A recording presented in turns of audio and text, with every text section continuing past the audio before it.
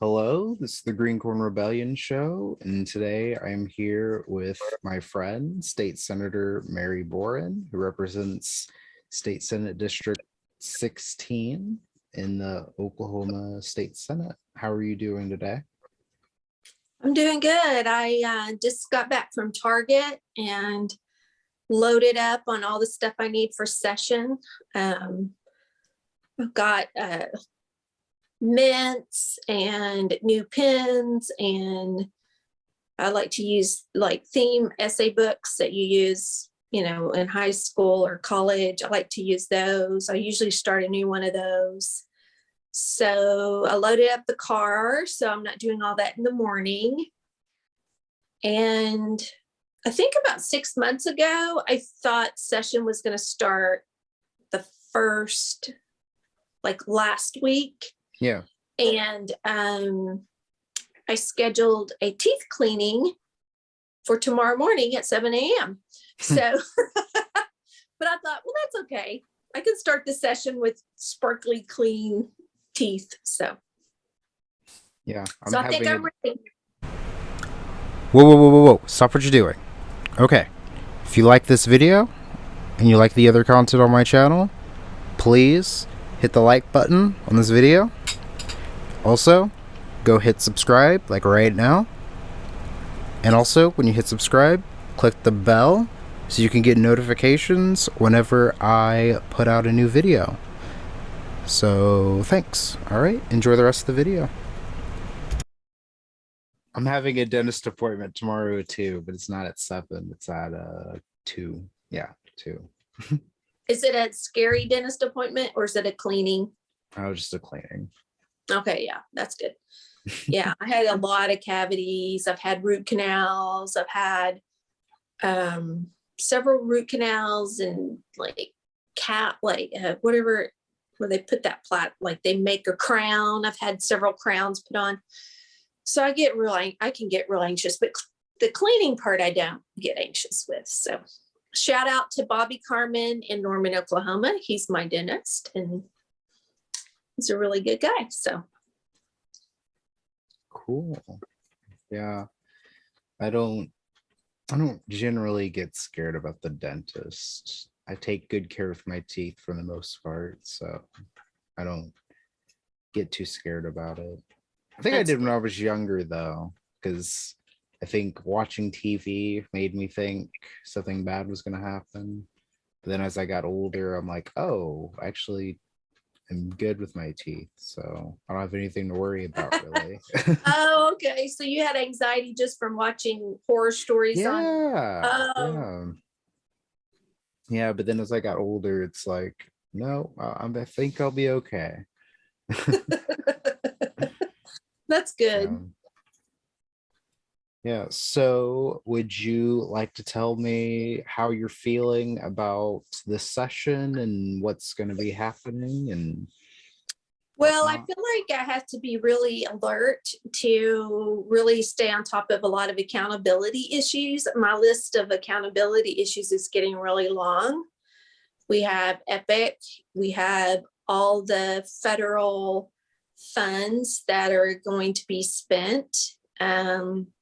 We have the PPE money, that CARES Act money, and we were supposed to get a refund from all the hydrochloroquine that we returned back to and they sent out a big press release saying, hey, we're going to get a refund. And so now I need to go and see if it hit the bank account or if that was just a big PR stunt to get us to hush up about the hydrochloroquine.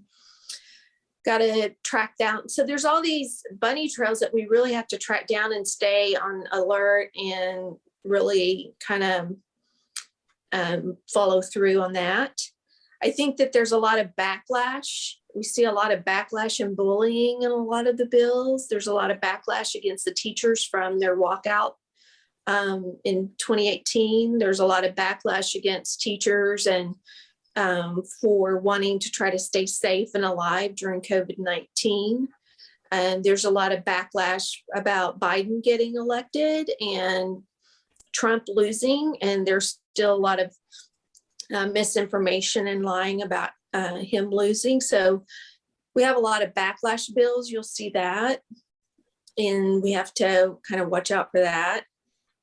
And then we have a lot of cronyism in a lot of our bills, a lot of deals being cut to help just a few people who are well connected. And, you know, the voucher bills is basically that. It's just a few people that are well connected, that have some good lobbyists, are about to get another help financially for them to be able to control power and control money in our state through, you know, helping them and their group of people. The cool kids table, they're going to get more money. So that's kind of what I see is about coming down the road. I don't see a lot of opportunity really for much. There won't be a lot of bipartisanship, but there'll be a little. And what's really hard is to try to keep the door of bipartisanship open when you know that you're going to have to really battle because things are so divisive and so partisan right now. You can't just sit back and watch them take all this money, help the cronies, help the well-connected, misallocate funds and not be accountable for funds, and then just bully people just because they're afraid of being the dominant group anymore. So you can't just sit back and watch that happen. And trying to stand up against all of that and be bipartisan when we can is basically the goal that we have ahead of us, the struggle and the challenge ahead of us. Episodes of the Green Corn Rebellion Show are sponsored by Oklahoma Progress Now. Oklahoma Progress Now is a 501c4 organization focused on building progressive power in Oklahoma. Their primary efforts are on developing progressive content for a 21st century audience, coalition, and capacity building across progressive organizations and causes, and working to see elected leaders who are more responsive to their constituents and the needs of the many. Areas of focus include progressive messaging and communications, coalition building and resource sharing, and focused progressive policy goals. You can check out their Twitch live streams, and they go live on Facebook at noon, Monday, Wednesdays, and Fridays. Please support this organization. It's a really great organization. It's just getting started here in Oklahoma. Thank you. Now enjoy the rest of the video.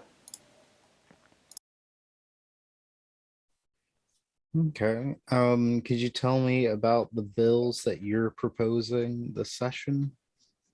Yeah, so I have a lot of carryover bills from last session. I have a minimum wage bill I've been getting a lot of calls on, which is it's a minimum wage bill. You might want to look it up. I think I modeled it off of either Arkansas or Missouri. I think it might have been Missouri, but it is a statutory incremental increase. So it's a little bit each year, all the way up until it gets to $13. And after that, it's set at the cost of living adjustments or interest rates or inflation rates.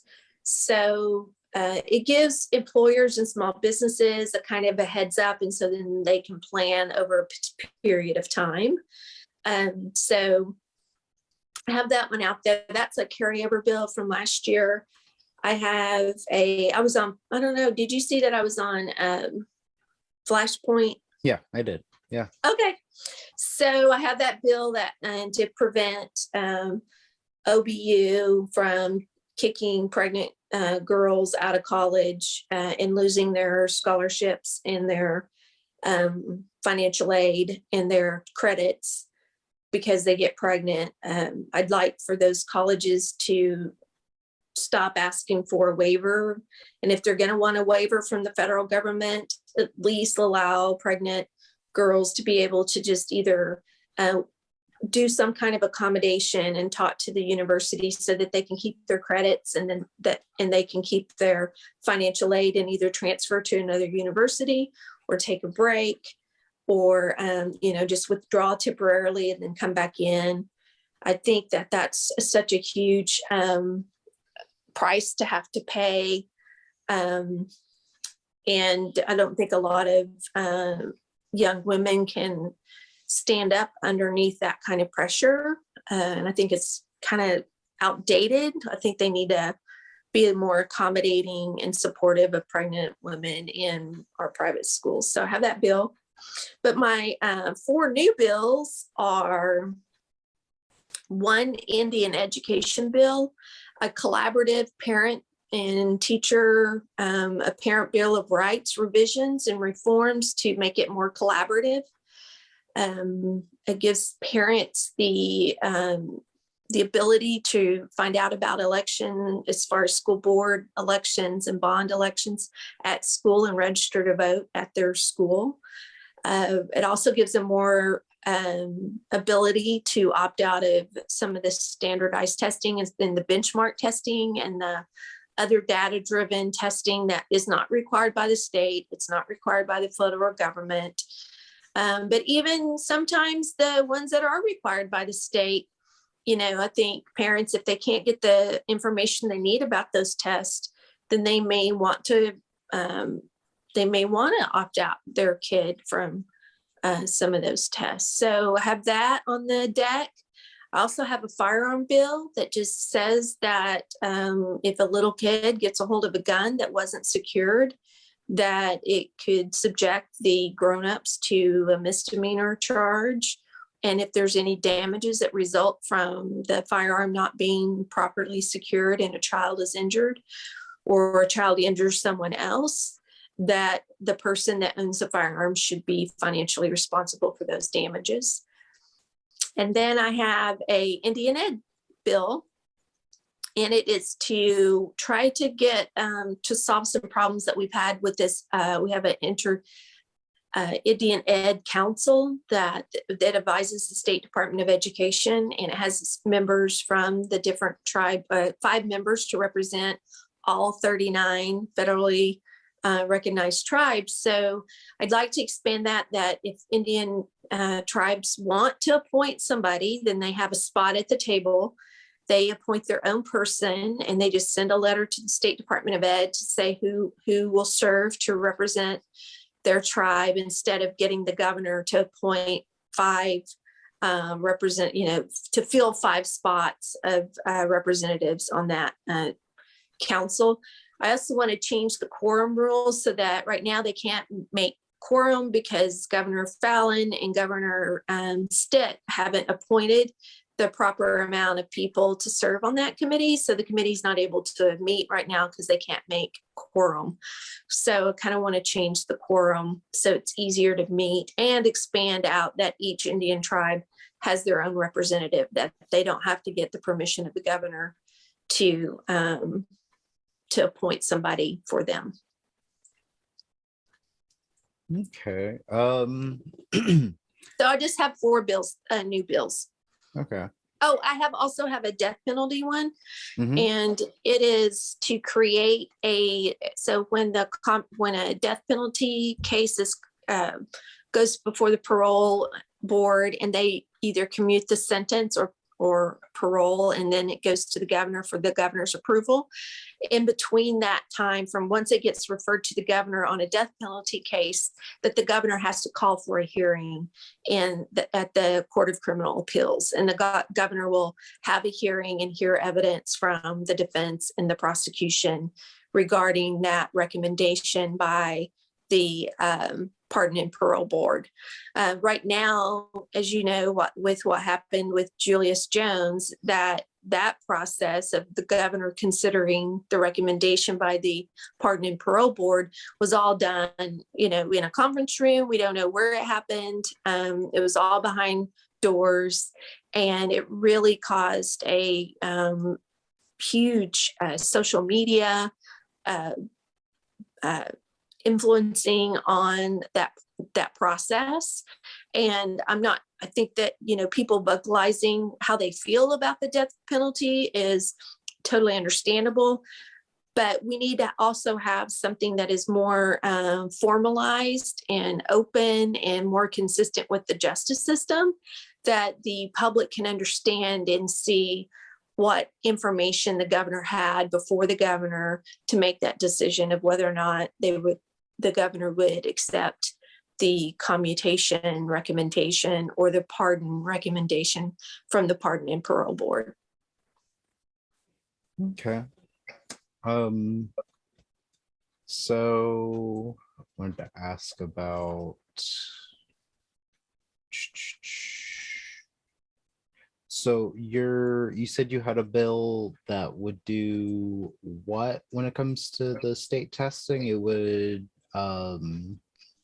let parents right know now- that they could opt. Yeah. Yeah. So right now, under state law, parents can opt out of state testing. It's Yeah. under the Parent Bill of Rights.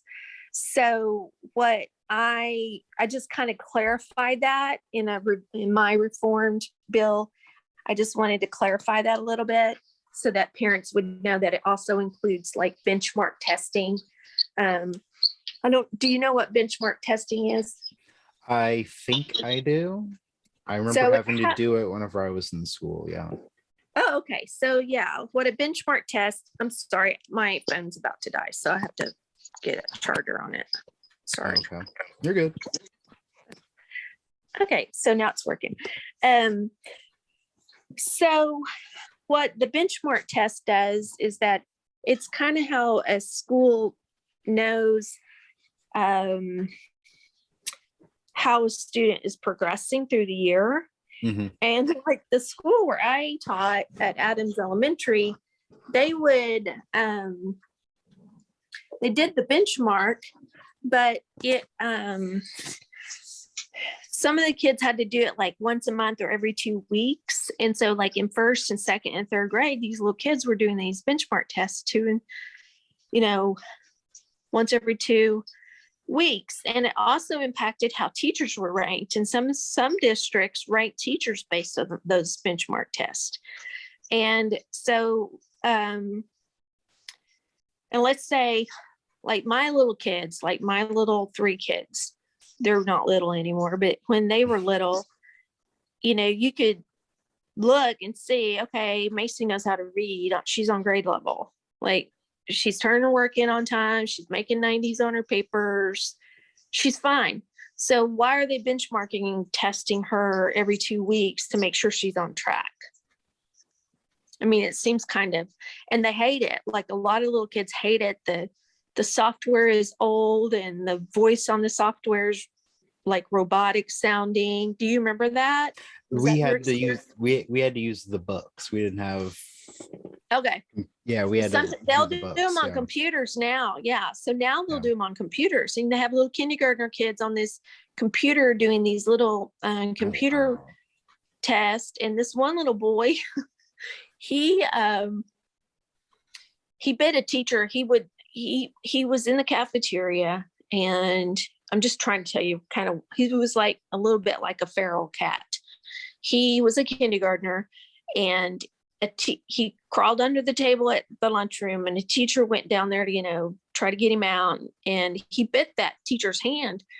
And anyway, so he ended up on, Miss Boren, the school counselor's list of kiddos to like check in with. So I was following him around and, following him to every class and trying to keep him calmed down. And I sat down with him at the benchmark when he was supposed to do his benchmark test. And he goes, I hate this thing. And it sounds awful.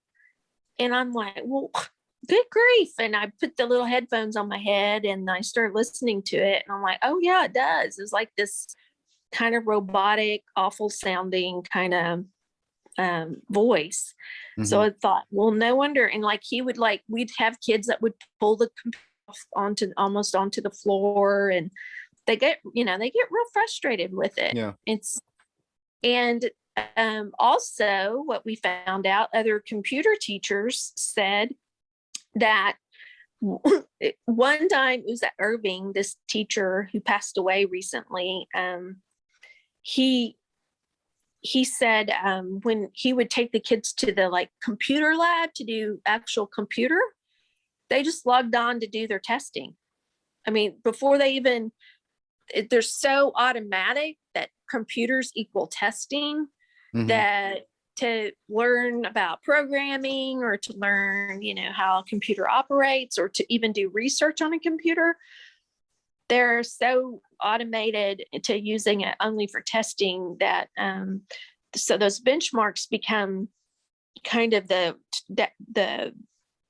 tail wagging the dog, that they become so much a part of the culture of a school and so much a part of the curriculum that there's a lot of learning that doesn't happen. So if a parent said, hey, I don't want my kids, look, my kid's on grade level, we're not even worried about my kid's making A's and B's and they're reading chapter books and they're fine. So y'all don't need to be, benchmarking my kid anymore because I hate it. So let them read a book over here at the library for 20 minutes while y'all do benchmarks. Yeah. I had Jacob Rosecrans on the show a couple of weeks ago, and he talked about how parents are able to opt their students out, and I didn't even know that was a thing. Like, Yeah, I no have a idea. form. Yeah. I made a form. I made a form in 2014 that is still being used, and I share it on social media. It's the Google Doc form, and it says, "Hey, school, my kid's not going to take the state test, and here's why, and I don't want them taking these benchmarks." And I quote the Parent Bill of Rights and signed it and masoned it. It about five different parents have used it, and once the school, and I put my name at the bottom of it because I'm a lawyer, and if they're gonna, but most schools don't advertise that parents can do that. They'll just, like, they know that you can, and so if it happens, they just kind of quietly let them do it, and then because they don't want a big stink about it. Yeah. Yeah. The parents in Texas got rid of their A to F by opting out in big amounts on those standardized tests. And there were parents in Washington State that opted out enough that they changed their accountability to be less test driven. So there's not been any district in the United States that has had their federal funding pulled for opting out. That's one of the threats about, if you don't do this federal testing, you'll have your federal funds, yanked. Mhm. But nobody has done that. It's interesting. Not gotten to that far yet. Yeah. And the other part, you talked about letting parents know when school board elections are. That I feel like is really important too, because a lot of people don't know who their school board members are, or how they're elected, or when they're elected, or how often we elect them, how long are their terms. Like I don't even know, like when it comes to my school district I live in North Oak Creek, I still don't really know exactly like when they're up for election. I've voted in those elections before. 2 years ago, I remember voting in a school board election, but I don't know how often they are.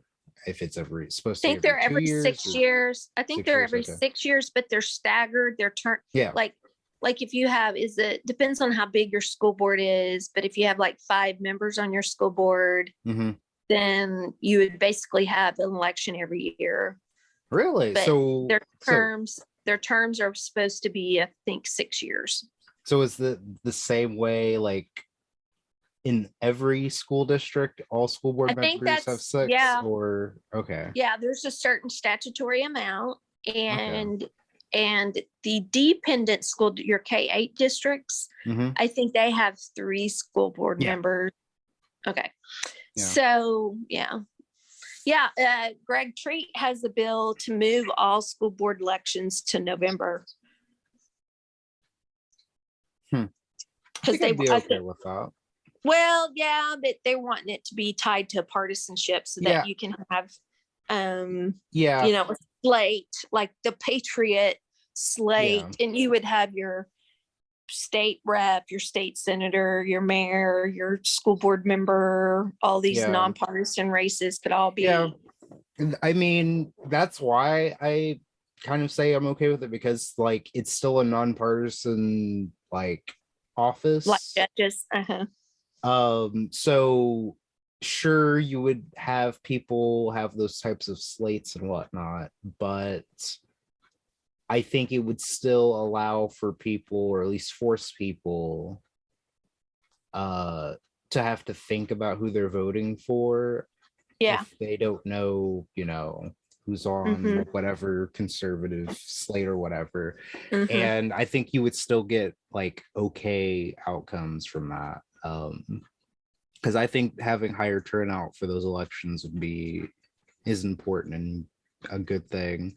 And I think keeping them nonpartisan would be okay if we still move them to November. Yeah. But either way, I'd like for people to just know when those are, because I know some people, they don't know how we get a superintendent. It's because the school board appoints the superintendent. Right. And, you know, like. Yeah. Well, and yeah, part of my bill is to make it so where the voter registration forms are available at the school, that they could have a computer designated to help people register to vote, have a sticky note on it that says register to vote here. It doesn't have to cost any extra money to do that, but I do want it to be the norm that teachers could provide voter registration links in their emails. You could have, you know, at parent teacher conferences, you could remind people to register to vote. But yeah, we need to have more parents register to vote. And voting. Because oftentimes they are registered, they just don't remember to vote all the time. Right. Those are good. What were the other bills you talked about? Indian Ed, Indian Ed bill, and then a firearm bill. Okay. Yeah. And I didn't know you had a minimum wage bill last session. You said that was a carryover bill, right? From last session. Yeah, I didn't know about that one. I'll have to look into it. Yeah. I think what I would like to see happen is a minimum wage ballot initiative question be put on the ballot. I think my bill, the one that I did, was a ballot initiative in Missouri. So I took the ballot initiative that I think it was Missouri or Kansas or Arkansas. I'm sorry, I just can't remember. But the one that just recently passed, they had passed a minimum wage through a ballot initiative. I took the language that they used and I put it into a statute. So it would be a good framing to do a ballot initiative, because it gives you time. And that's what I really liked about it. It gives it incremental. I think it increases it like 50 cents or 75 cents a year until it gets to $13. Or I think it might have increased like $1.50. And then it added 75 and then 75 cents. And then it went on it from there. So. Yeah. Well, thank you for coming on and talking to me welcome. About your bills. Where can we find you on social media and whatnot? Well, I have 3 Facebook pages, or 2 Facebook pages. I have my official Senator Mary Boren Facebook page, and then I have Mary Boren for State Senate Facebook page, and then I'm Sooner Senator on Twitter. And I'm on Instagram some. I don't do a lot there, but that's where you can find me. I think all of my links and everything are on my website, maryboren.com, and then you can find all my information there as well. All right. Thanks. Thank you.